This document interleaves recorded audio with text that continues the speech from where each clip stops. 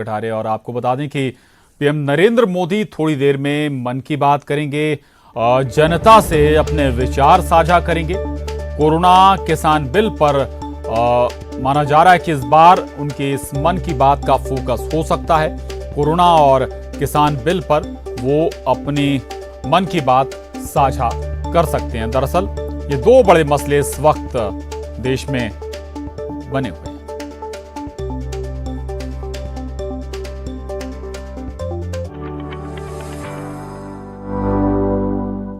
मेरे प्यारे देशवासियों, नमस्कार। कोरोना के इस कालखंड में पूरी दुनिया अनेक परिवर्तनों के दौर से गुजर रही है।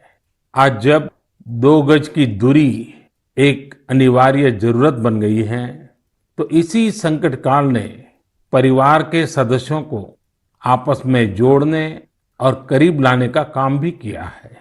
लेकिन इतने लंबे समय तक एक साथ रहना, कैसे रहना, समय कैसे बिताना, हर पल खुशी भरी कैसे हो, तो कई परिवारों को दिक्कतें आई।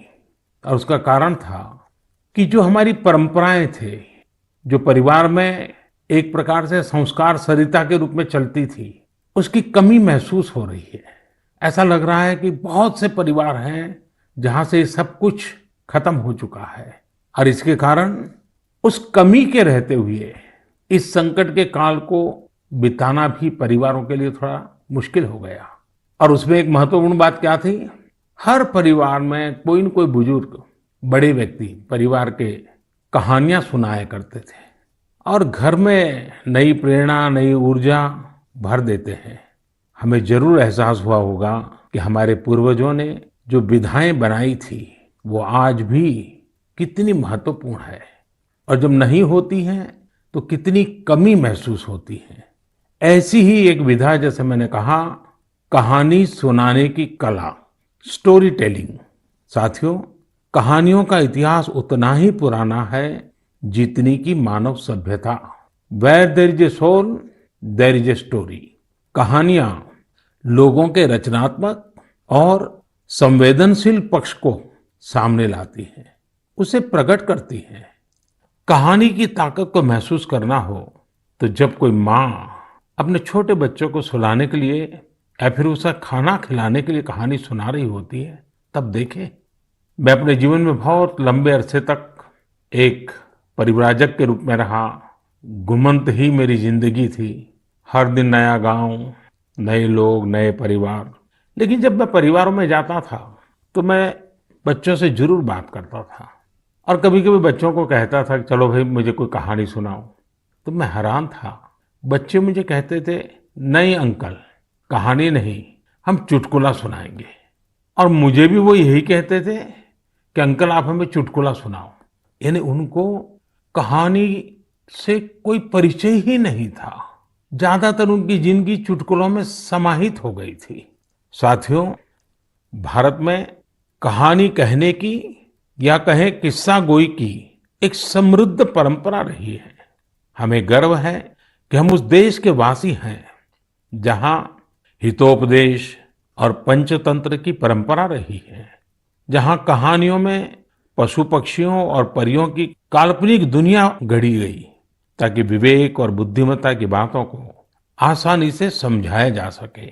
हमारे यहाँ कथा की परंपरा रही है। ये धार्मिक कहानियां कहने की प्राचीन पद्धति है। इसमें कथाकालक्षेपम भी शामिल रहा है। हमारे यहाँ तरह तरह की लोक कथाएं प्रचलित हैं। तमिलनाडु और केरल में कहानी सुनाने की बहुत ही रोचक पद्धति है। इसे विल्लू पाठ कहा जाता है। इसमें कहानी और संगीत का बहुत ही आकर्षक सामंजस्य होता है। भारत में कठपुतली की जीवंत परंपरा भी रही है।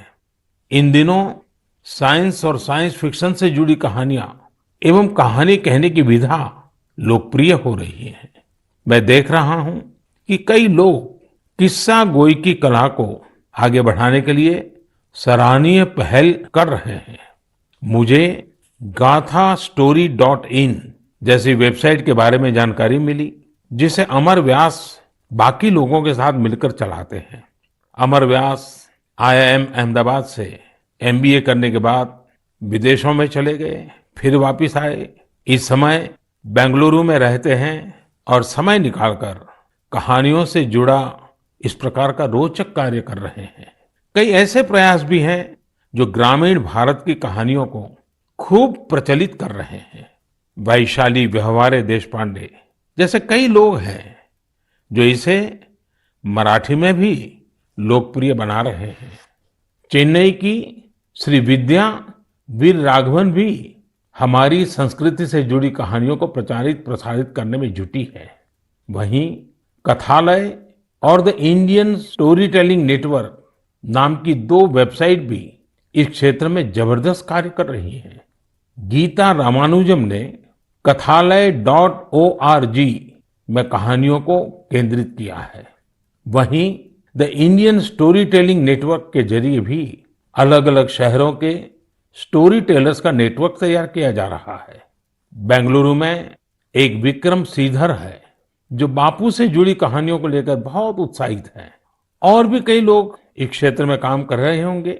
आप जरूर उनके बारे में सोशल मीडिया पर शेयर करें। आज हमारे साथ बेंगलुरु स्टोरी टेलिंग सोसाइटी की बहन अपर्णा अथरे और अन्य सदस्य जुड़े हैं। आइए उन्हीं से बात करते हैं और जानते हैं उनके अनुभव। हेलो। नमस्कार आदरणीय प्रधानमंत्री जी, कैसे हैं आप? मैं ठीक हूँ, आप कैसे हैं अपर्णा जी?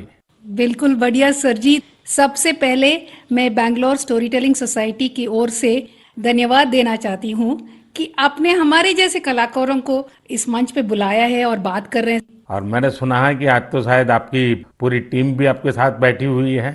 जी जी बिल्कुल बिल्कुल सर। तो अच्छा होगा कि आपकी टीम का परिचय करवा दें ताकि मन की बात के जो श्रोता है उनको परिचय हो जाए कि आप लोग कैसा बड़ा अभियान चला रहे हैं। सर, मैं अपर्णा अत्रेया हूँ। मैं 2 बच्चों की माँ हूँ, एक भारतीय वायुसेना के अफसर की बीवी हूँ और एक पैशनेट स्टोरी टेलर हूँ सर। स्टोरी टेलिंग की शुरुआत 15 साल पहले हुई थी जब मैं सॉफ्टवेयर इंडस्ट्री में काम कर रही थी। तब मैं CSR प्रोजेक्ट्स में वॉलंटरी काम करने के लिए जब गई थी तब हजारों बच्चों को कहानियों की माध्यम से शिक्षा देने के मौका मिला। और ये कहानी जो मैं बता रही थी वो अपनी दादी माँ से सुनी थी। लेकिन जब कहानी सुनने वक्त मैं जो खुशी उन बच्चों में देखा, मैं क्या बोलूँ आपको, कितनी मुस्कुराहट थी, कितनी खुशी थी। तो उसी समय मैंने तय किया कि स्टोरी टेलिंग मेरे जीवन का एक लक्ष्य होगा सर। आपकी टीम में और कौन है वहाँ? मेरे साथ हैं शैलजा संपत। नमस्कार सर। नमस्ते जी।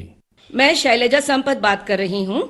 मैं तो पहले टीचर थी, उसके बाद जब मेरे बच्चे बड़े हुए तब मैंने थिएटर में काम शुरू किया और फाइनली कहानियों को सुनाने में सबसे ज्यादा संतृप्त मिला।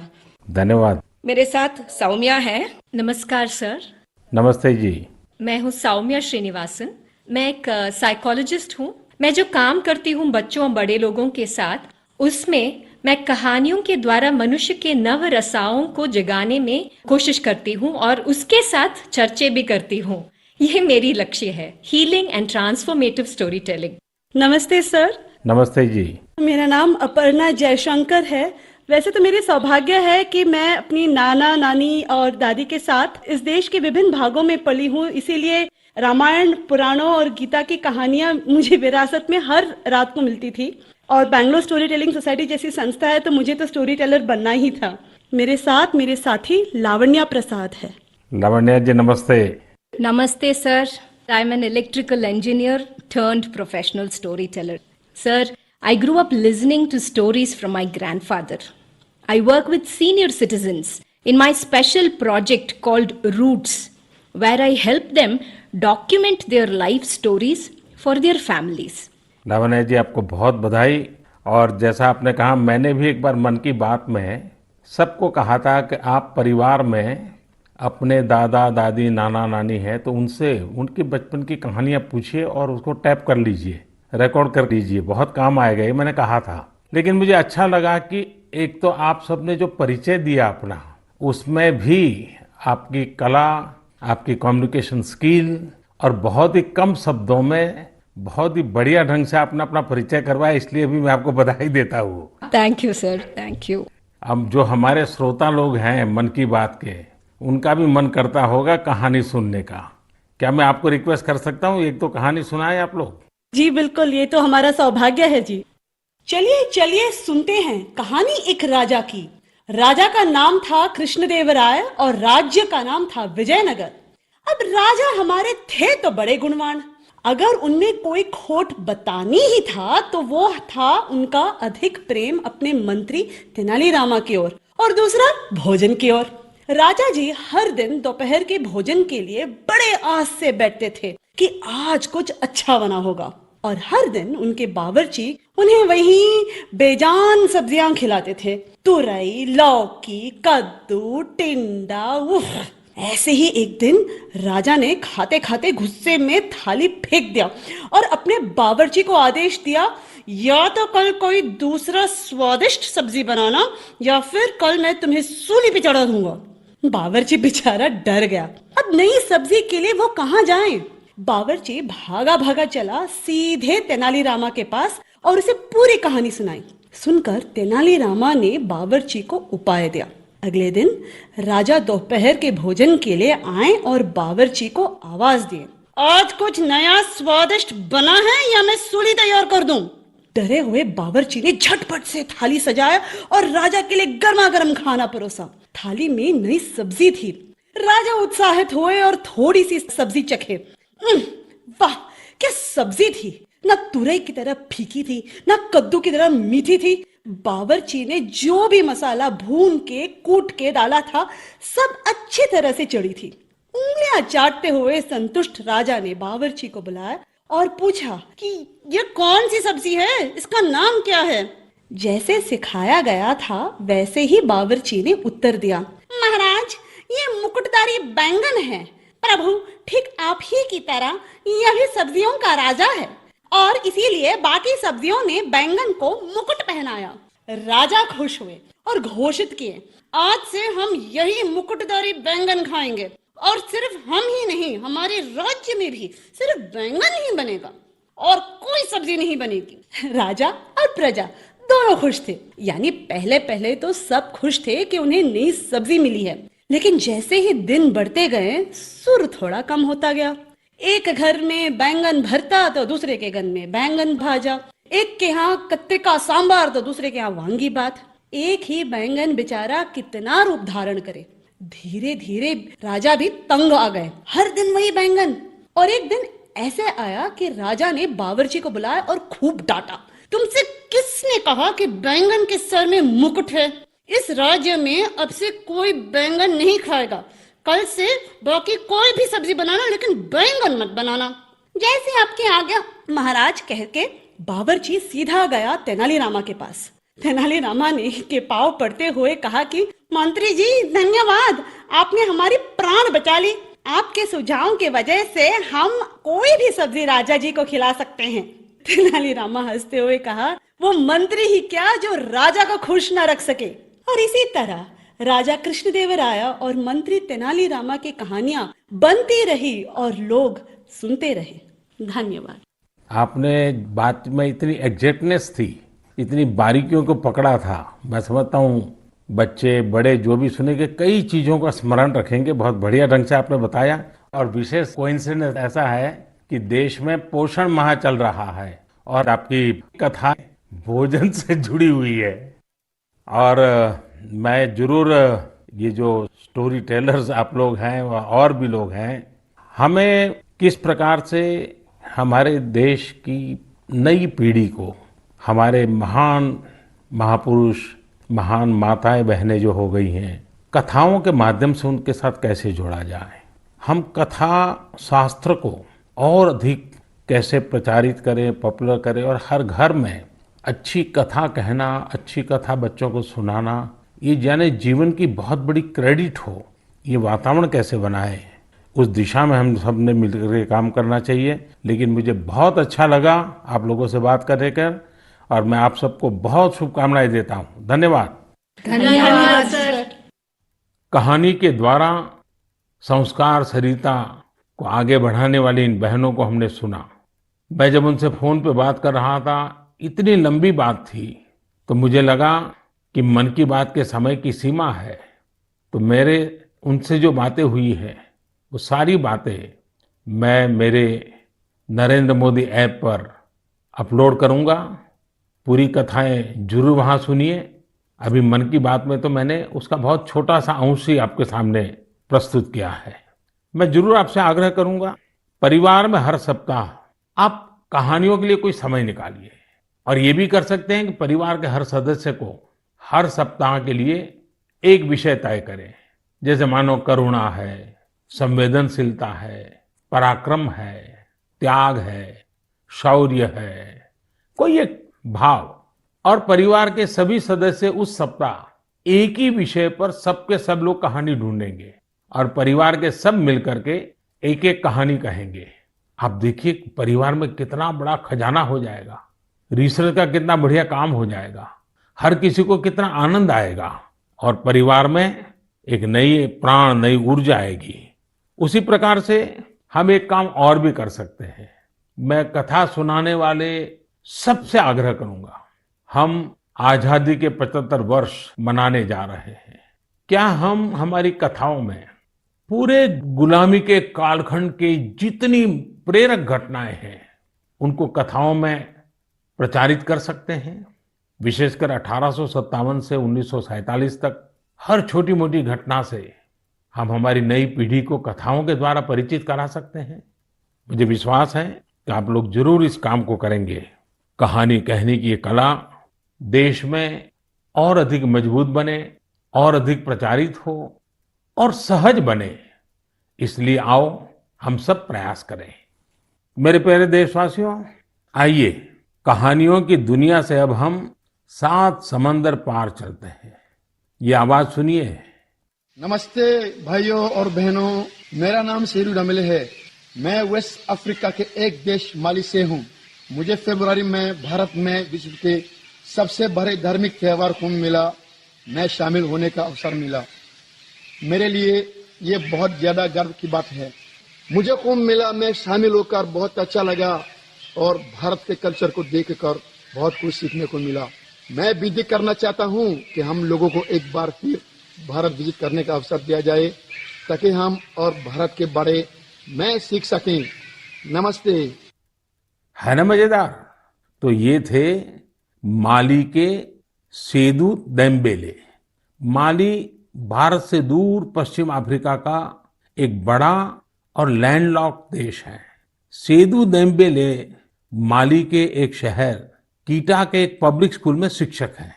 वे बच्चों को इंग्लिश, म्यूजिक और पेंटिंग, ड्राइंग पढ़ाते हैं, सिखाते हैं। लेकिन उनकी एक और पहचान भी है। लोग उन्हें माली के हिंदुस्तान का बाबू कहते हैं और उन्हें ऐसा कहलाने में बहुत गर्व की अनुभूति होती है। प्रत्येक रविवार को दोपहर बाद वे माली में 1 घंटे का रेडियो कार्यक्रम प्रस्तुत करते हैं। इस कार्यक्रम का नाम है Indian frequency on Bollywood songs. इसे वे पिछले 23 वर्षों से प्रस्तुत करते आ रहे हैं। इस कार्यक्रम के दौरान वे फ्रेंच के साथ साथ माली की लोकभाषा बमबारा में भी अपनी कमेंट्री करते रहे और बड़े नाटकीय ढंग से करते हैं। भारत के प्रति उनके मन में अगाध प्रेम है। भारत से उनके गहरे जुड़ाव की एक और वजह ये भी है कि उनका जन्म भी 15 अगस्त को हुआ था। सेदू जी ने 2 घंटे का एक और कार्यक्रम अब प्रत्येक रविवार रात 9 बजे शुरू किया है। इसमें वे बॉलीवुड की एक पूरी फिल्म की कहानी फ्रेंच और बमबारा में सुनाते हैं। कभी कभी किसी इमोशनल सीन के बारे में बात करते समय वे स्वयं भी और उनके श्रोता भी एक साथ रो पड़ते हैं। सेदू जी के पिता ने ही भारतीय संस्कृति से उनकी पहचान करवाई थी। उनके पिता सिनेमा थिएटर में काम करते थे और वहां भारतीय फिल्में भी दिखाई जाती थी। इस 15 अगस्त को उन्होंने हिंदी में एक वीडियो के माध्यम से भारत के लोगों को स्वतंत्रता दिवस की शुभकामनाएं दी थी। आज उनके बच्चे भारत का राष्ट्रगान आसानी से गाते हैं। आप ये दोनों वीडियो जरूर देखें और उनके भारत प्रेम को महसूस करें। सेदू जी ने जब कुंभ का दौरा किया था और उस समय वे उस डेलीगेशन का हिस्सा थे जिससे मैं मिला था। भारत के लिए उनका इस प्रकार का जुनून, स्नेह और प्यार वाकई हम सब के लिए गर्व की बात है। मेरे प्यारे देशवासियों, हमारे यहाँ कहा जाता है, जो जमीन से जितना जुड़ा होता है वो बड़े से बड़े तूफानों में भी उतना ही अड़िग रहता है। कोरोना के इस कठिन समय में हमारा कृषि क्षेत्र, हमारा किसान इसका जीवंत उदाहरण है। संकट के इस काल में भी हमारे देश के कृषि क्षेत्र ने फिर अपना दमखम दिखाया है। साथियों, देश का कृषि क्षेत्र, हमारे किसान, हमारे गांव आत्मनिर्भर भारत का आधार है। ये मजबूत होंगे तो आत्मनिर्भर भारत की नींव मजबूत होगी। बीते कुछ समय में इन क्षेत्रों ने खुद को अनेक बंदिशों से आजाद किया है, अनेक मिथकों को तोड़ने का प्रयास किया है। मुझे कई ऐसे किसानों की चिट्ठियां मिलती हैं, किसान संगठनों से मेरी बात होती है, जो बताते हैं कि कैसे खेती में नए नए आयाम जुड़ रहे हैं, कैसे खेती में बदलाव आ रहा है। जो मैंने उनसे सुना है, जो मैंने औरों से सुना है, मेरा मन करता है आज मन की बात में उन किसानों की कुछ बातें जरूर आपको बताऊं। हरियाणा के सोनीपत जिले के हमारे एक किसान भाई रहते हैं, उनका नाम है श्री कंवर चौहान। उन्होंने बताया है कि कैसे एक समय था जब उन्हें मंडी से बाहर अपने फल और सब्जियां बेचने में बहुत दिक्कत आती थी। अगर वो मंडी से बाहर अपने फल और सब्जियां बेचते थे तो कई बार उनके फल, सब्जी और गाड़ियां तक जब्त हो जाती थी। लेकिन 2014 में फल और सब्जियों को एपीएमसी एक्ट से बाहर कर दिया गया। इसका उन्हें और आसपास के साथी किसानों को बहुत फायदा हुआ। 4 साल पहले उन्होंने अपने गांव के साथी किसानों के साथ मिलकर एक किसान उत्पादक समूह की स्थापना की। आज गांव के किसान स्वीट कॉर्न और बेबी कॉर्न की खेती करते हैं। उनके उत्पाद आज दिल्ली की आजादपुर मंडी, बड़ी रिटेल चेन तथा 5 स्टार होटलों में सीधे सप्लाई हो रहे हैं। आज गांव के किसान स्वीट कॉर्न और बेबी कॉर्न की खेती से 2.5 से 3 लाख प्रति एकड़ सालाना कमाई कर रहे हैं। इतना ही नहीं, इसी गांव के 60 से अधिक किसान नेट हाउस बनाकर, पॉली हाउस बनाकर टमाटर, खीरा, शिमला मिर्च, इसकी अलग अलग वैरायटी का उत्पादन करके हर साल प्रति एकड़ 10 से 12 लाख रुपए तक की कमाई कर रहे हैं। जानते हैं इन किसानों के पास क्या अलग है? अपने फल सब्जियों को कहीं पर भी किसी को भी बेचने की ताकत है, और ये ताकत ही उनकी इस प्रगति का आधार है। अब यही ताकत देश के दूसरे किसानों को भी मिली है। फल सब्जियों के लिए ही नहीं, अपने खेत में वो जो पैदा कर रहे हैं, धान, गेहूं, सरसों, गन्ना जो उगा रहे हैं, उसको अपनी इच्छा के अनुसार जहां ज्यादा दाम मिले वहीं पर बेचने की अब उनको आजादी मिल गई है। साथियों, 3-4 साल पहले ही महाराष्ट्र में फल और सब्जियों को एपीएमसी के दायरे से बाहर किया गया था। इस बदलाव ने कैसे महाराष्ट्र के फल और सब्जी उगाने वाले किसानों की स्थिति बदली, इसका उदाहरण है Shri Swami Samarth farmers producer company limited. एक किसानों का समूह है। पुणे और मुंबई में किसान साप्ताहिक बाजार खुद चला रहे हैं। इन बाजारों में लगभग 70 गांवों के 4,500 किसानों का उत्पाद सीधे बेचा जाता है, कोई बिचौलिया नहीं। ग्रामीण युवा सीधे बाजार में खेती और बिक्री की प्रक्रिया में शामिल होते हैं। इसका सीधा लाभ किसानों को होता है, गांव के नौजवानों को रोजगार में होता है। एक और उदाहरण तमिलनाडु के थेनी जिले का है। यहाँ पर है तमिलनाडु केला फार्मर प्रोड्यूस कंपनी। ये फार्मर प्रोड्यूस कंपनी कहने को तो कंपनी है, हकीकत में ये किसानों ने मिलकर के अपना एक समूह बनाया है। बड़ा लचीली व्यवस्था है और वो भी 5-6 साल पहले बनाया है। इस किसान समूह ने लॉकडाउन के दौरान आसपास के गांवों से सैकड़ों मीट्रिक टन सब्जियां, फलों और केले की खरीद की और चेन्नई शहर को सब्जी कॉम्बो किट दिया। आप सोचिए कितने नौजवानों को उन्होंने रोजगार दिया। और मजा ये है कि बिचौलियों न होने के कारण किसान को भी लाभ हुआ, उपभोक्ता को भी लाभ हुआ। ऐसा ही एक लखनऊ का किसानों का समूह है, उन्होंने नाम रखा है इरादा फार्मर प्रोड्यूसर। इन्होंने भी लॉकडाउन के दौरान किसानों के खेतों से सीधे फल और सब्जियां ली और सीधे जाकर के लखनऊ के बाजारों में बेची। बिचौलियों से मुक्ति हो गई और मन चाहे उतने दाम उन्होंने प्राप्त किए। साथियों, गुजरात में बनासकांठा के रामपुरा गांव में इस्माइल भाई करके एक किसान है। उनकी कहानी भी बहुत दिलचस्प है। इस्माइल भाई खेती करना चाहते थे, लेकिन अब जैसी ज्यादातर सोच बन गई है, उनके परिवार को भी लगता था कि इस्माइल भाई ये कैसी बात कर रहे हैं। इस्माइल भाई के पिता खेती करते थे, लेकिन इसमें उनको अक्सर नुकसान ही होता था। तो पिताजी ने मना भी किया, लेकिन परिवार वालों के मना करने के बावजूद इस्माइल भाई ने तय किया कि वो तो खेती ही करेंगे। इस्माइल भाई ने सोच लिया था कि खेती घाटे का सौदा है। वही सोच और स्थिति दोनों को बदल कर दिखाएंगे। उन्होंने खेती शुरू की, लेकिन नए तरीकों से, इनोवेटिव तरीके से।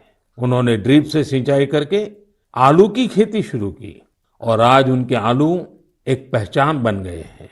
वो ऐसे आलू उगा रहे हैं जिनकी क्वालिटी बहुत ही अच्छी होती है।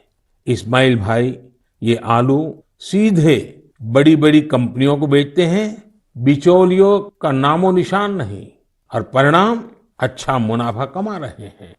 अब तो उन्होंने अपने पिता का सारा कर्जा भी चुका दिया है। और सबसे बड़ी बात जानते हैं, इस्माइल भाई आज अपने इलाके के सैकड़ों और किसानों की भी मदद कर रहे हैं, उनकी भी जिंदगी बदल रहे हैं। साथियों, आज की तारीख में खेती को हम जितना आधुनिक विकल्प देंगे, उतना ही वो आगे बढ़ेगी। उसमें नए नए तौर तरीके आएंगे, नए इनोवेशंस जुड़ेंगे। मणिपुर के रहने वाली विजय शांति एक नए इनोवेशन के चलते खूब चर्चा में है। उन्होंने कमल की नाल से धागा बनाने का स्टार्टअप शुरू किया है। आज उनके इनोवेशन के चलते कमल की खेती और टेक्सटाइल में एक नया ही रास्ता बन गया है। मेरे प्यारे देशवासियों, मैं आपको अतीत के एक हिस्से में ले जाना चाहता हूँ। 101 साल पुरानी बात है। 1919 का साल था। अंग्रेजी हुकूमत ने जलियांवाला बाग में निर्दोष लोगों का कत्लेआम किया था। इस नरसंहार के बाद एक 12 साल का लड़का उस घटना स्थल पर गया। वह खुशमिजाज और चंचल बालक, लेकिन उसने जलियांवाला बाग में जो देखा वह उसकी सोच के परे था। वह स्तब्ध था, यह सोचकर कि कोई भी इतना निर्दयी कैसे हो सकता है। वह मासूम गुस्से की आग में जलने लगा था।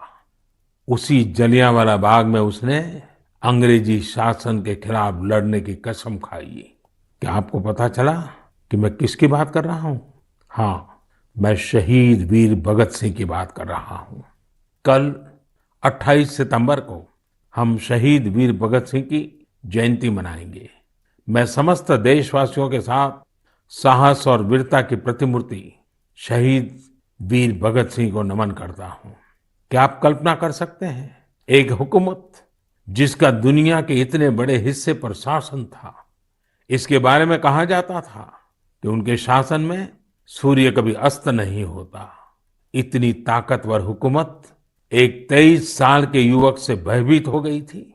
शहीद भगत सिंह पराक्रमी होने के साथ साथ विद्वान भी थे, चिंतक थे।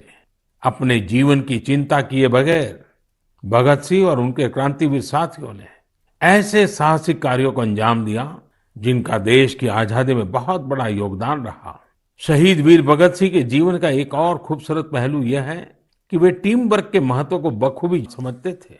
लाला लाजपत राय के प्रति उनका समर्पण हो या फिर चंद्रशेखर आजाद, सुखदेव, राजगुरु समेत कई क्रांतिकारियों के साथ उनका जुड़ाव उनके लिए कभी व्यक्तिगत गौरव महत्वपूर्ण नहीं रहा। वे जब तक जिए सिर्फ एक मिशन के लिए जिए और उसी के लिए उन्होंने अपना बलिदान दे दिया। वह मिशन था भारत को अन्याय और अंग्रेजी शासन से मुक्ति दिलाना।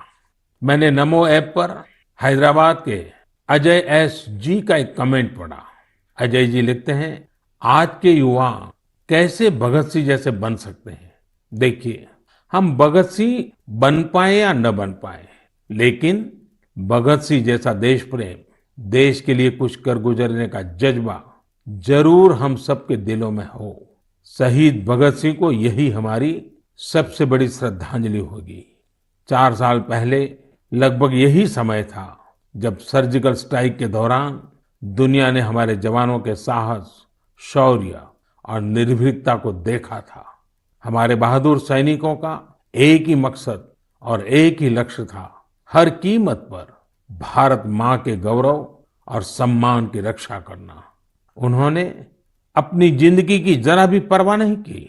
वे अपने कर्तव्य पथ पर आगे बढ़ते गए और हम सब ने देखा कि किस प्रकार वे विजयी होकर के सामने आए, भारत माता का गौरव बढ़ाया। मेरे प्यारे देशवासियों, आने वाले दिनों में हम देशवासी कई महान लोगों को याद करेंगे जिनका भारत के निर्माण में अमिट योगदान है। 2 अक्टूबर हम सबके लिए पवित्र और प्रेरक दिवस होता है। यह दिन माँ भारती के 2 सपूतों महात्मा गांधी और लाल बहादुर शास्त्री को याद करने का दिन है। पूज्य बापू के विचार और आदर्श आज पहले से कहीं ज्यादा प्रासंगिक है। महात्मा गांधी का जो आर्थिक चिंतन था, अगर उस स्पिरिट को पकड़ा गया होता, समझा गया होता, उस रास्ते पर चला गया होता, तो आज आत्मनिर्भर भारत अभियान की जरूरत ही नहीं पड़ती। गांधी जी के आर्थिक चिंतन में भारत की नस नस की समझ थी, भारत की खुशबू थी। पूज्य बापू का जीवन हमें याद दिलाता है कि हम ये सुनिश्चित करें कि हमारा हर कार्य ऐसा हो जिससे गरीब से गरीब व्यक्ति का भला हो। वहीं शास्त्री जी का जीवन हमें विनम्रता और सादगी का संदेश देता है। 11 अक्टूबर का दिन भी हमारे लिए बहुत ही विशेष होता है। इस दिन हम भारत रत्न लोकनायक जयप्रकाश जी को उनकी जयंती पर स्मरण करते हैं। जेपी ने हमारे लोकतांत्रिक मूल्यों की रक्षा में अग्रणी भूमिका निभाई है। हम भारत रत्न नानाजी देशमुख को भी याद करते हैं, जिनकी जयंती भी 11 तारीख को ही है। नानाजी देशमुख जयप्रकाश नारायण जी के बहुत निकट साथी थे। जब जेपी भ्रष्टाचार के खिलाफ जंग लड़ रहे थे तो पटना में उन पर प्राण घातक हमला किया गया था। तब नानाजी देशमुख ने वो वार अपने ऊपर ले लिया था। इस हमले में नानाजी को काफी चोट आई थी, लेकिन जेपी का जीवन बचाने में वो कामयाब रहे थे। इस 12 अक्टूबर को राजमाता विजयाराजे सिंधिया जी की भी जयंती है। उन्होंने अपना पूरा जीवन लोगों की सेवा में समर्पित कर दिया। वे एक राज परिवार से थी। उनके पास संपत्ति, शक्ति और दूसरे संसाधनों की कोई कमी नहीं थी, लेकिन फिर भी उन्होंने अपना जीवन एक माँ की तरह वात्सल्य भाव से जन सेवा के लिए खपा दिया। उनका हृदय बहुत उदार था। इस 12 अक्टूबर को उनके जन्म शताब्दी वर्ष के समारोह का समापन दिवस होगा। और आज जब मैं राजमाता जी की बात कर रहा हूँ तो मुझे भी एक बहुत ही भावुक घटना याद आती है। वैसे तो उनके साथ बहुत सालों तक काम करने का मौका मिला, कई घटनाएं हैं, लेकिन मेरा मन करता है मैं आज एक घटना का जरूर जिक्र करूं। कन्याकुमारी से कश्मीर हम एकता यात्रा लेकर के निकले थे। डॉक्टर मुरली मनोहर जोशी जी के नेतृत्व में यात्रा चल रही थी। दिसंबर जनवरी कड़ाके के ठंड के दिन थे। हम रात को करीब 12-1 बजे मध्य प्रदेश ग्वालियर के पास शिवपुरी पहुंचे। निवास स्थान पर जाकर के, क्योंकि दिन भर की थकान होती थी, नहा धो करके सोते थे और सुबह की तैयारी कर लेते थे। करीब 2 बजे होंगे, मैं नहा धो करके सोने की तैयारी कर रहा था तो दरवाजा किसी ने खटखटाया। मैंने दरवाजा खोला तो राजमाता साहब सामने खड़ी थी। कड़ाके की ठंड के दिन और राजमाता साहब को देख करके मैं हैरान था। मैंने माँ को प्रणाम किया। मैंने कहा, माँ आधी रात में? उन्होंने कहा, नहीं बेटा, आप ऐसा करो मोदी जी, दूध पी लीजिए, ये गर्म दूध पी करके ही सो जाइए। हल्दी वाला दूध खुद लेकर के आई। और लेकिन जब दूसरे दिन मैंने देखा तो वो सिर्फ मुझे नहीं, हमारी यात्रा की व्यवस्था में जो 30-40 लोग थे, उसमें ड्राइवर भी थे और भी कार्यकर्ता थे। हर एक के कमरे में जाकर के खुद ने रात को 2 बजे सबको दूध पिलाया। माँ का प्यार क्या होता है, वात्सल्य क्या होता है, उस घटना को मैं कभी नहीं भूल सकता हूँ। यह हमारा सौभाग्य है कि ऐसे महान विभूतियों ने हमारी धरती को अपने त्याग और तपस्या से सींचा है। आइए हम सब मिलकर के एक ऐसे भारत का निर्माण करें जिस पर इन महापुरुषों को गर्व की अनुभूति हो, उनके सपनों को अपने संकल्प बनाएं। मेरे प्यारे देशवासियों, कोरोना के इस कालखंड में मैं फिर एक बार आपको याद कराऊंगा, मास्क अवश्य रखें, फेस कवर के बिना बाहर न जाएं, 2 गज की दूरी का नियम आपको भी बचा सकता है, आपके परिवार को भी बचा सकता है। ये कुछ नियम हैं, इस कोरोना के खिलाफ लड़ाई के हथियार हैं, हर नागरिक के जीवन को बचाने के मजबूत साधन है। और हम न भूलें, जब तक दवाई नहीं तब तक ढिलाई नहीं। आप स्वस्थ रहें, आपका परिवार स्वस्थ रहे, इसी शुभकामनाओं के साथ बहुत बहुत धन्यवाद। नमस्कार।